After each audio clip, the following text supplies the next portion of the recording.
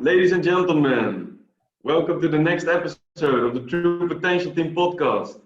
Here in front of us we have Bas van Laarhoven, founder and teacher in the art of Ichigendo, a holistic way of training martial arts, functional movement and mind control. Bas, welcome. How are you doing today?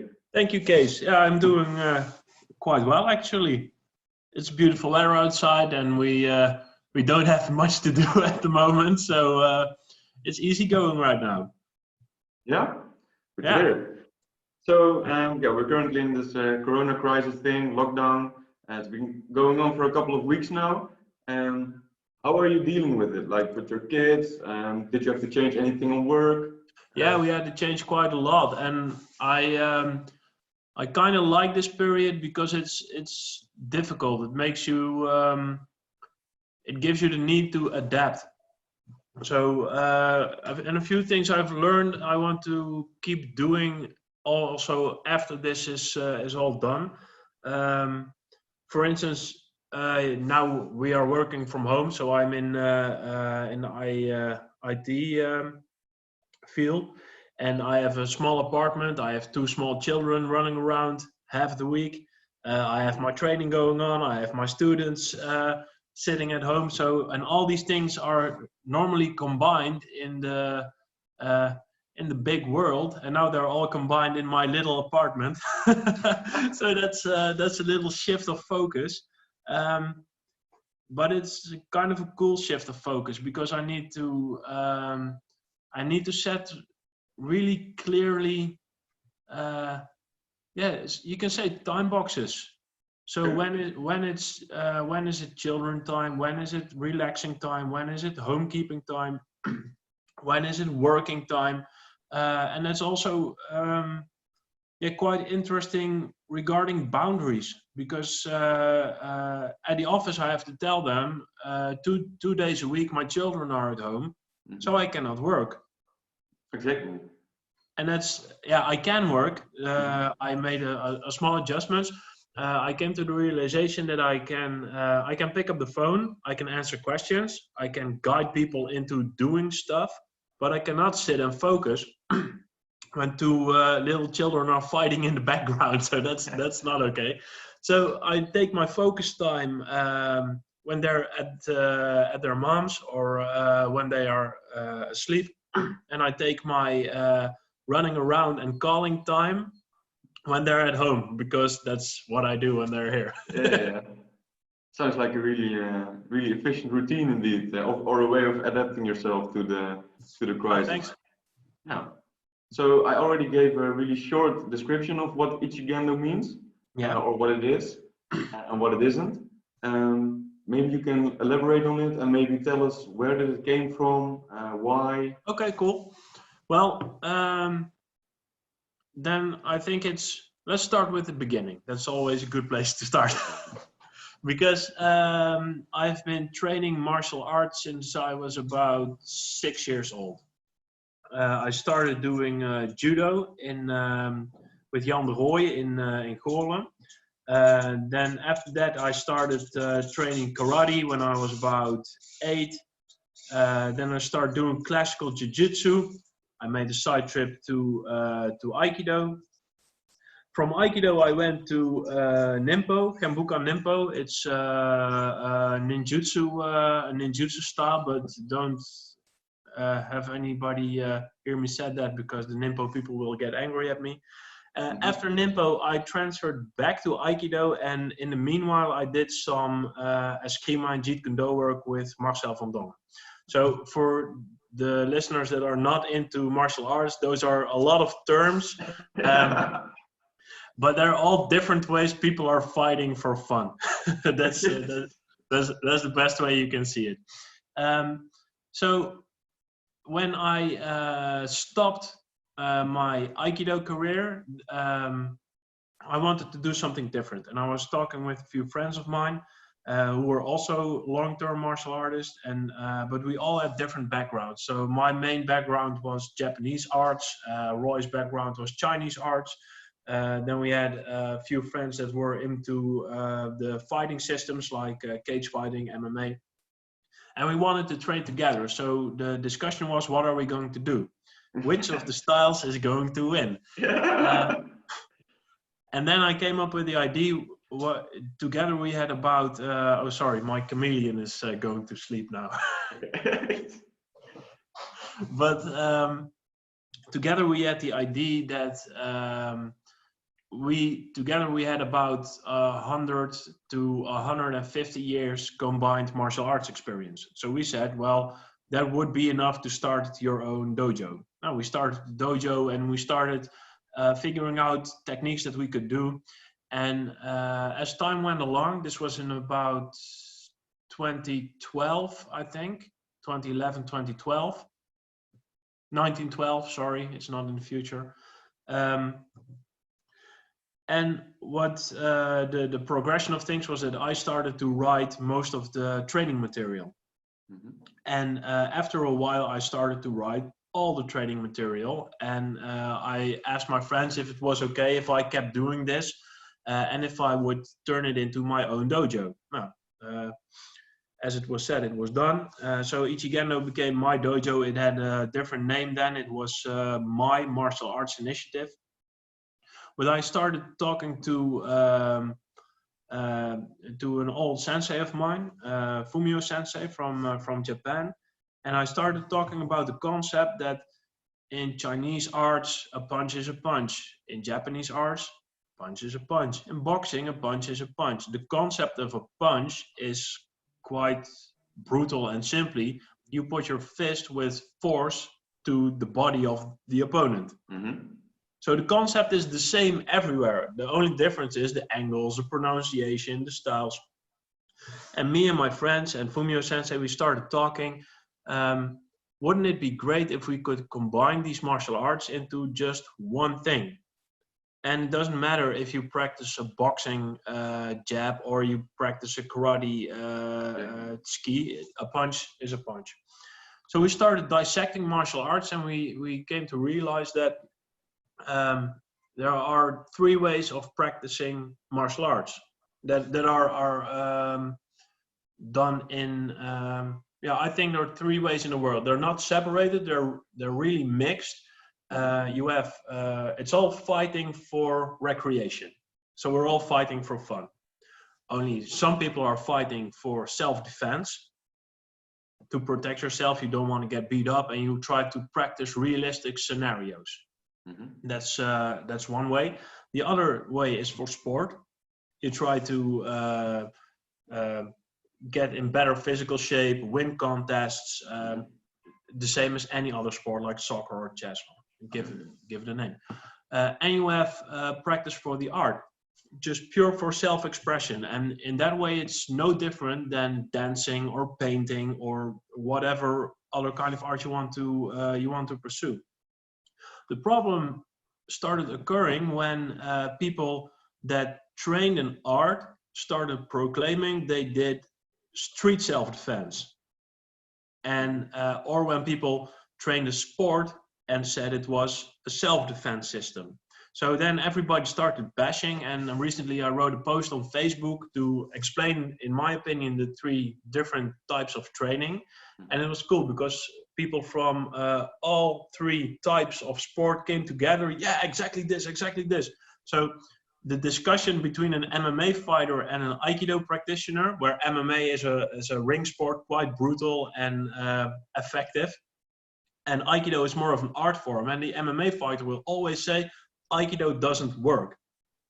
And Aikidoka will always say, yes, it does. But it doesn't work for the things you want to do with it. You can't use Aikido to fight. It isn't a fighting art, it's an expression art. And it's an art of communication. Mm-hmm. So in Ichigendo, I try to emphasize all three. My goal in Ichigendo is that you get a taste of all three, the different arts. You know something about self-defense and realism. You know something about the sport and how your body adapts and grows using martial arts, and you learn to express yourself and communicate. And that's I think the basics of what Ichigendo is. Well, since we were combining all the martial arts together, we came to a few more realizations. Like a punch, it's a movement. That sounds very. Are you still there, Case? Because I do not see you moving. I think we have an internet. Yeah, Oh, no, we have good internet. Okay, so as I was saying, a punch, it's also a movement. It's not only a functional thing. So if you study a punch by only attempting to hurt somebody else, you're damaging your mind. If you, well, I will come to that. If you approach it by the movement, you can use it for a lot of things. You can use the same movement for different punches, but also to push yourself up off the ground or to be more mindful of how you open a door. It's all the same. So that's how natural movement came to be a part of Ichigendo. By practicing the movement, you emphasize the martial arts, and by practicing martial arts, you emphasize the movement. So then you have you have the two pillars of it. And then, as I was saying, have you ever hit somebody? If I hit somebody? Yeah, have you ever hit somebody? Yes, I did indeed. Yeah, how did you feel? Did it make you feel good? No, it didn't. No, it sucks. Yep. Did you ever get hit by somebody? Yes. Yeah, didn't do anything. So I thought it was always funny in martial arts that people are training their best not to get beat up. Yeah, it sounds like. But they're not training not to beat somebody else up. But in the 30 plus years I've been training, my mind was a lot more disturbed when I by accident hit somebody and hurt them than when they hit me and hurt me. Yeah. Yeah, so that's where the mind part comes in. So you try to develop your body, you try to communicate, but the mind is something that is not incorporated in the training. And that's something in Ichigendo that I want to incorporate, and not only by using the last 10 minutes of the class to sit down and meditate. You should do that every day, the same as brushing your teeth. Do that every day. Yeah. And but in the class we have these principles, like the ones that I'm describing for you right now. It hurts a lot more to beat somebody than to get beaten, and we use one. Use the 5 is something that we. It's a principle, right? It's a principle, yeah. Use the 5 means if I punch you with all my force, I've used too much energy, so I hit you in a 10. Yeah. If I hit you and I don't do anything, I've hit you in a 2. So you should use the 5. You should use exactly enough, but never more. To get the job done for what you want to do, right? For what you want to do. Yeah. And then it becomes interesting if you take the principle to martial arts. What is it? What do you want to do? That you want to do? Do you want to break a nose, or do you want to scare somebody off a little bit? Yeah. And the moment you have control in what you want to do, you can be held accountable for what you're doing. Yep. So I can never have the excuse in court, and now it's on video, so that kind of sucks. But I can never have the excuse, I broke his nose by accident. If I chose to break his nose, I break his nose. Exactly, yeah, because you're in control. Yeah, and because you have that control, if you break somebody, it hurts you. And if it doesn't hurt you, you're farther away from home, and you need to train the mind a bit more. Yeah, so I already heard like very elaborate teachings here. Is there anything that people could take home now they're sitting at home to deal with this lockdown? Like, are there any principles embedded in Ichigendo that people could use right now at the moment to deal with? Find the 5. Don't let your home get sloppy but don't be too elaborate in cleaning. Okay. Don't forget all of your goals, but try to ease up a little bit in achieving. If you train 5 minutes a day instead of 10, it's okay. If you normally train half an hour, train 15, it's okay. Yeah, yeah, because now everyone has to focus on adaptation indeed. Yeah. Yeah. Okay, But that sounds also, like, yeah. also the 5 in access. So if you normally do not drink beer on a Monday, Mm-hmm. have one. Yeah. Okay, that sounds like a So, good advice. Yeah. yeah. So look for the 5. It's okay. You're free. It's not. You don't have to get up to go to work to drive. So if you want to have a beer, have a beer. That's the 5. Mm-hmm. But 2 beers is the 6. Yeah. Thanks, man. Yeah, you're So welcome. next off, how's the school and how are your students dealing with the lockdown? Like, are you still Very communicating with cool. them? Yeah. They're very cool about it. One thing I asked for is the contribution to the dojo, the financial side of it. What I said was, guys, I will let the contribution continue. But if you find yourself, since I'm not training, I'm not getting any value, just scribe it back to your account, no questions asked. So that saves me some hassle in my paperwork.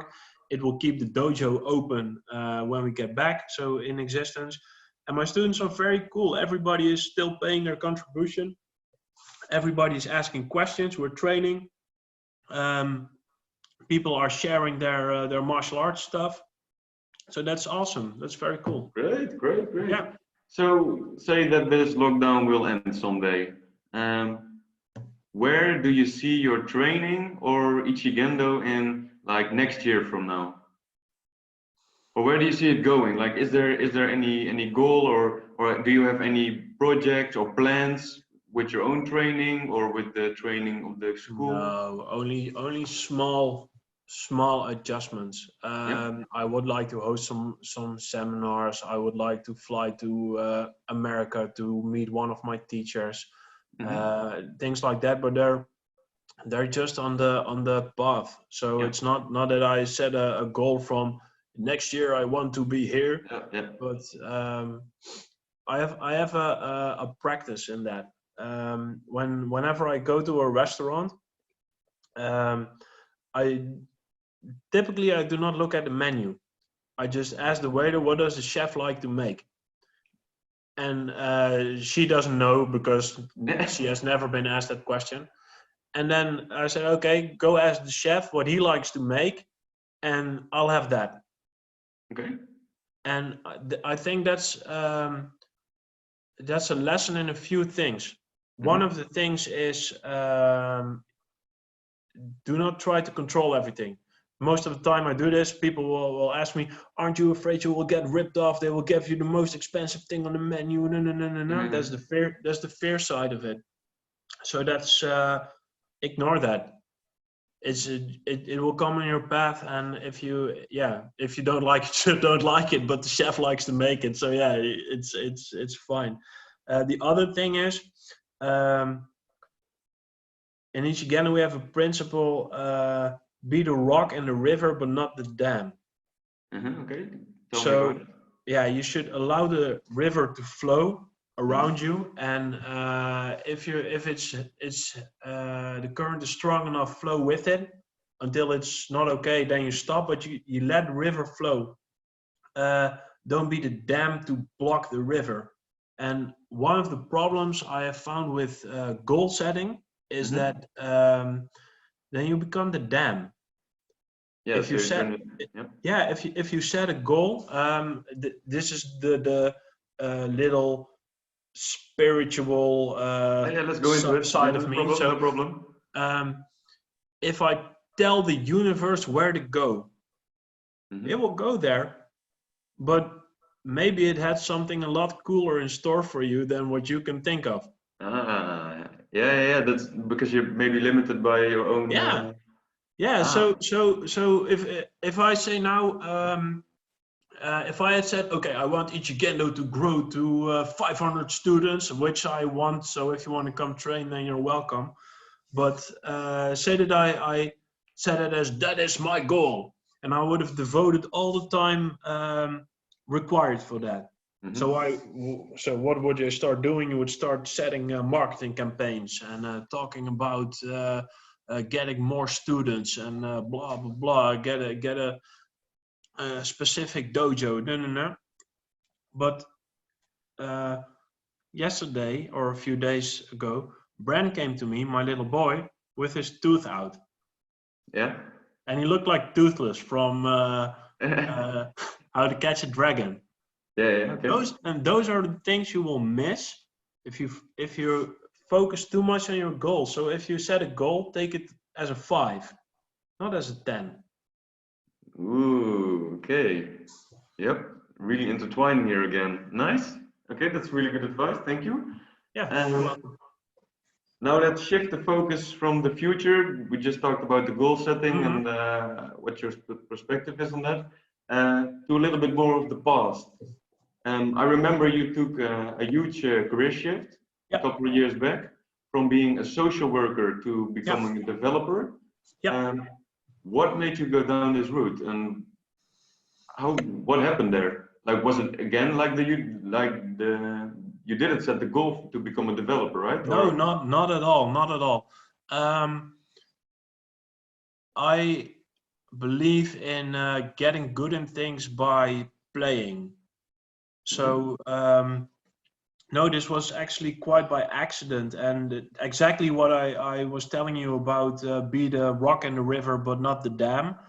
I was done being a social worker. I worked with younger kids around 12 to 18 years old.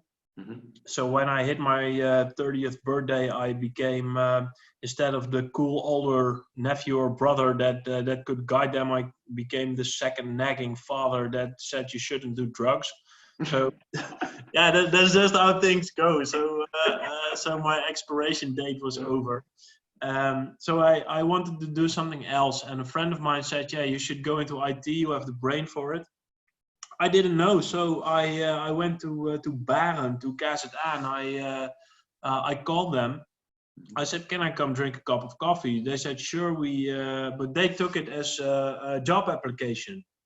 And I didn't, so I was kind of surprised, but I called them again. So I said, yeah, I don't think I can come in shorts and slippers, but no, we're really business oriented, so you should wear a suit.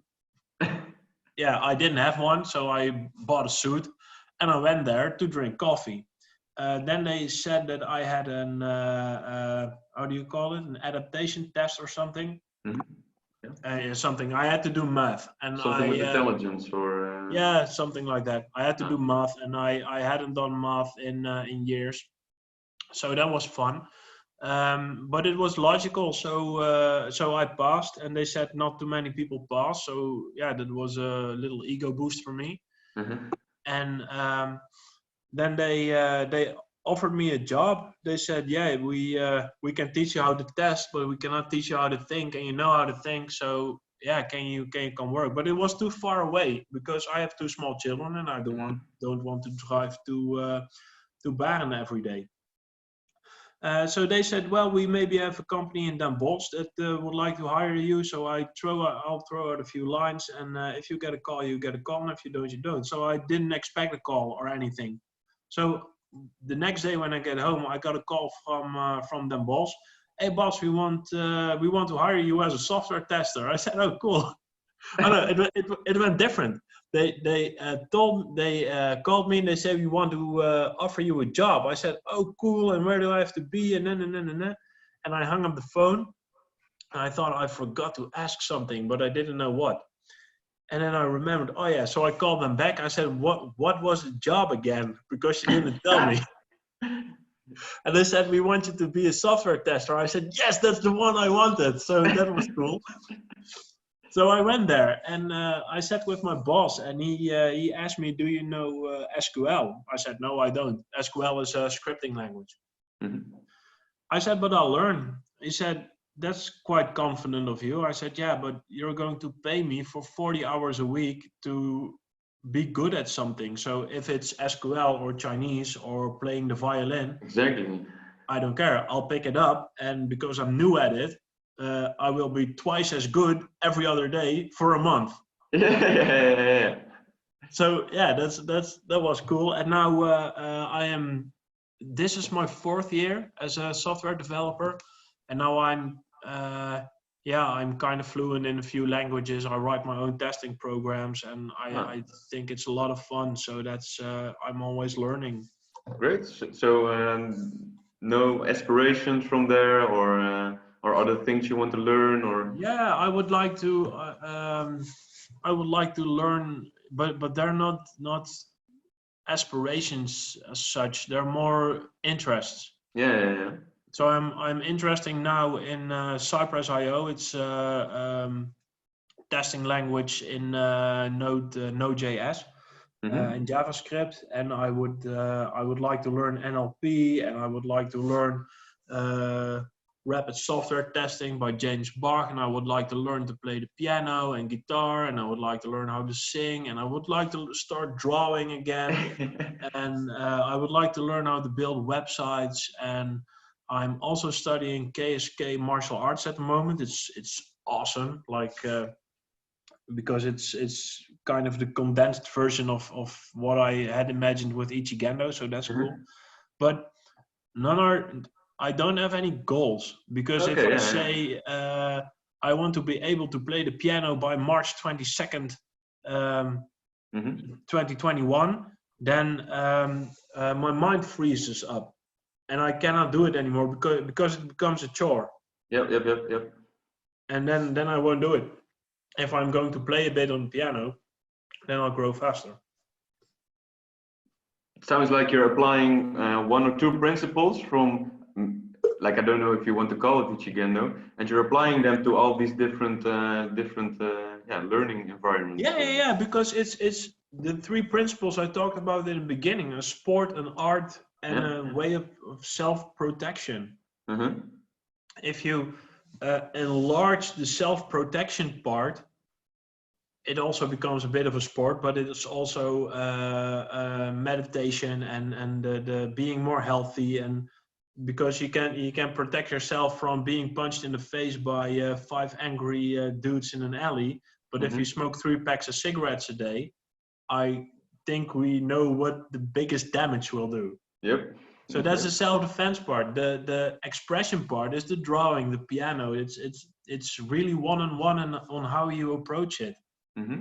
And the sports part is just natural movement and also meditation. Yep. It sounds really wrapped up package indeed. Really thought through, or logic. It sounds logical indeed. Thanks. Yeah. So now we're coming to the last part of the interview, and Oh, it's cool. a couple of questions that I ask every guest on the show. Yeah. Um, so the first one being, I maybe I have to change the question now because of your insights. What like is there a big dream of you? Like anything that you where do you want to go? Like a final destination thing for you? Yeah, I looked at that question. It said, what What is your do biggest dream? uh, to see what it'll be, to see Ah, what the dream will be, yeah. Okay. because I haven't got a clue. It's just I have a few things that I love to do, and a few people I love to be with, and a few places that I would love to go. Um, but it's in the journey, not the destination. So Yeah. I don't know. Okay, great answer, great answer. And the next question: are there any demons or any obstacles you're finding at the moment that you can't deal with using the tools you have at the moment? Because it sounds like Ichigendo is a great way of adapting Yeah, it yourself. is. Ichigendo is a great way to deal. It's not a cure, and people often confuse the two. Yeah. So I have a panic disorder, Mm-hmm. um, That means that when I get too tired or I drain myself too much, then my mind is very good in finding connections between things and to compile them in really simple, tiny packages.